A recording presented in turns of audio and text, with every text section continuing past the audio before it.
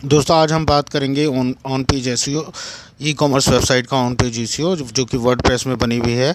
और Yoast plugin के through हम जानेंगे कि किस तरीके से एक प्रोडक्ट का एसईओ किया जाता है या प्रोडक्ट पेज का एसईओ किया जाता है ई कॉमर्स साइट का।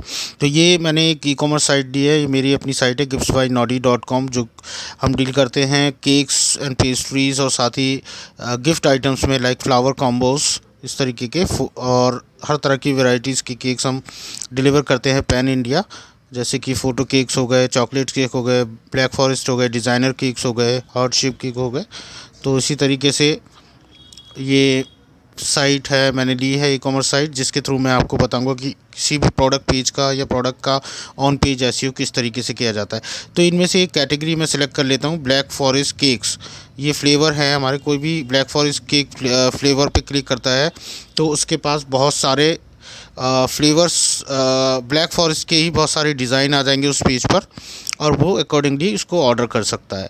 राइट, तो जैसे कि अभी मैं आपको शो कर देता हूँ कि किस तरीके से ब्लैक फॉरेस्ट केक का। तो उससे पहले हमें एक कीवर्ड रिसर्च करनी होगी।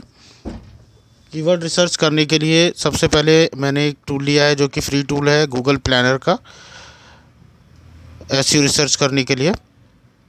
तो जैसे कि मैंने कहा कि मैंने चूज़ की है कैटेगरी एसईओ करने के लिए ब्लैक फॉरेस्ट केक।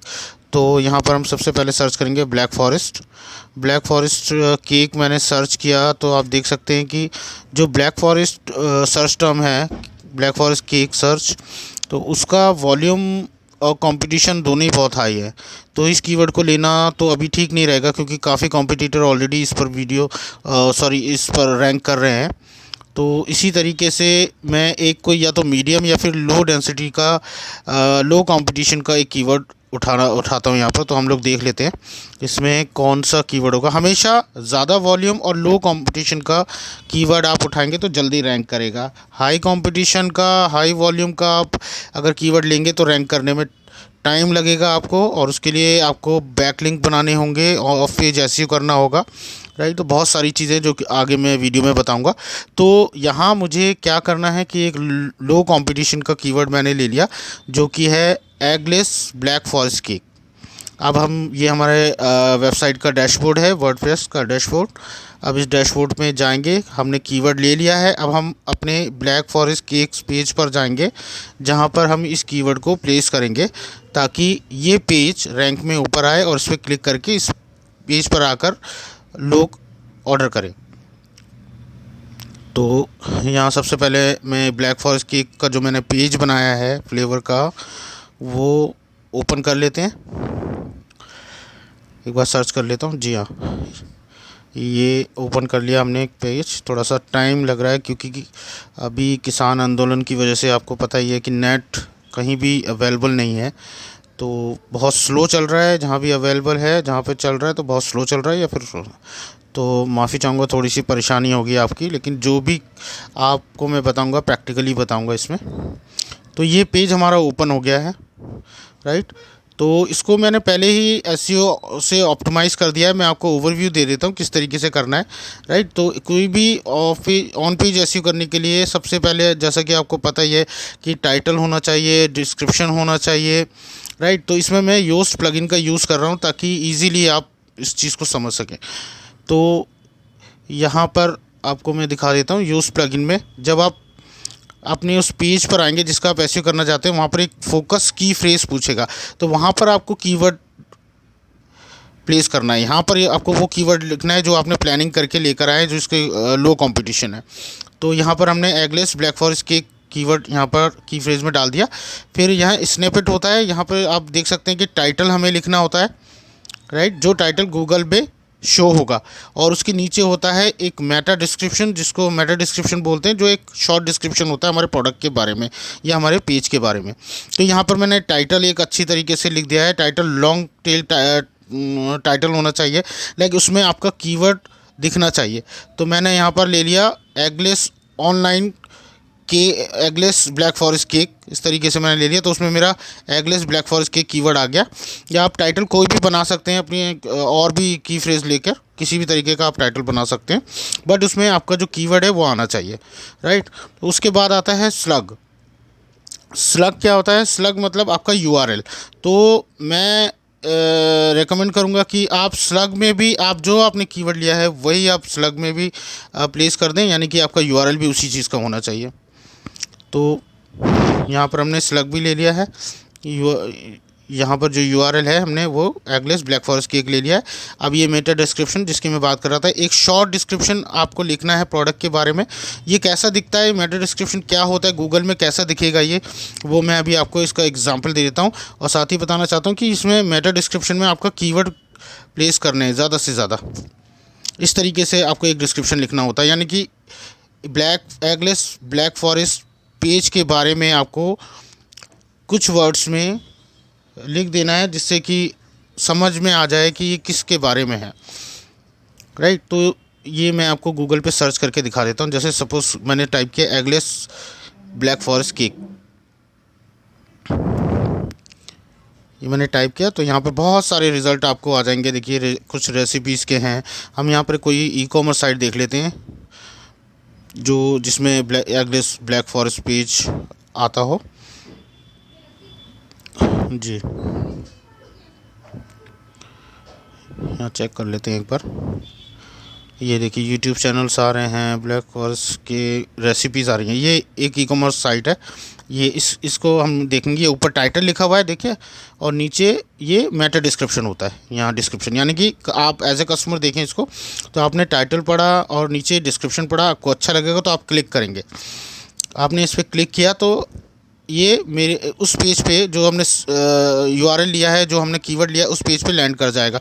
जिस पेज को हम अभी एसईओ कर रहे हैं उस पेज पे लैंड कर जाएगा, और वहाँ से जो है कस्टमर अपनी डिमांड के हिसाब से, अपनी चॉइस के हिसाब से कोई भी डिज़ाइन चूज़ करके ऑर्डर कर सकता है। तो ये जैसे फाउंड्स एंड पेटल्स का एक fnp.com है, उसका हमने ले लिया, ठीक। उन्होंने उनका टाइटल देखा, कस्टमर ने डिस्क्रिप्शन देखा और उसने सोचा कि मैं एक बार देख लेता हूँ उसको, और उसने वहाँ से विज़िट कर लिया। ठीक इसी तरीके से हमारी साइट में भी हमने किया है, हमने टाइटल डाला है, मेटा डिस्क्रिप्शन डाला है, और इस तरीके से किया है। दूसरी चीज़ ये कवर करने के बाद आपको देखना होता है कि जो आपके टाइटल है, राइट, जो आपका कंटेंट है, उसमें दो तरह के लिंक होते हैं। एक इंटरनल लिंक प्लेस करने होते हैं पूरा एसईओ कंप्लीट करने के लिए, और एक आउटबाउंड लिंक होता है। इंटरनल लिंक वही होता है जो विद इन आपकी साइट में होता है, राइट।